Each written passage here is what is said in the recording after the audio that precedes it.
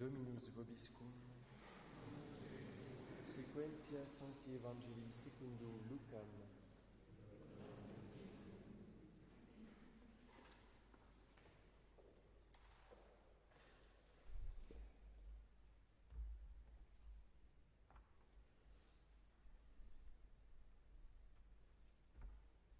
En ce temps-là, Jésus dit à ses disciples: qui vous écoute, m'écoute, qui vous rejette, me rejette, et qui me rejette, rejette celui qui m'a envoyé.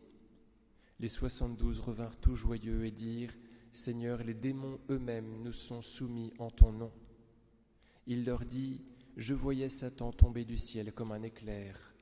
Voici que je vous ai donné le pouvoir de marcher sur les serpents et les scorpions, et contre toute la puissance de l'ennemi, rien ne pourra vous nuire. Cependant, ne vous réjouissez pas de ce que les esprits vous sont soumis, mais réjouissez-vous de ce que vos noms sont inscrits dans les cieux.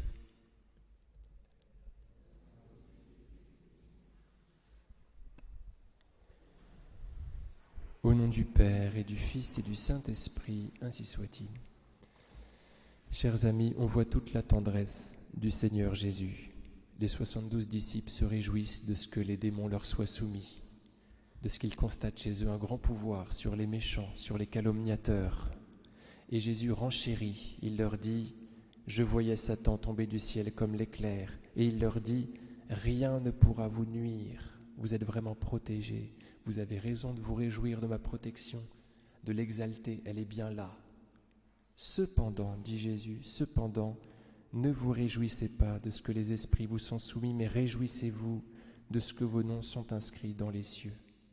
Effectivement, je vous protège, mais ce dont vous devez vous réjouir, c'est de cette protection définitive du paradis. C'est ce vers quoi nous devons viser. Le Seigneur nous paiera à ce moment-là de nos épreuves, il nous paiera de nos charités, et c'est là qu'on doit mettre notre trésor et notre espérance.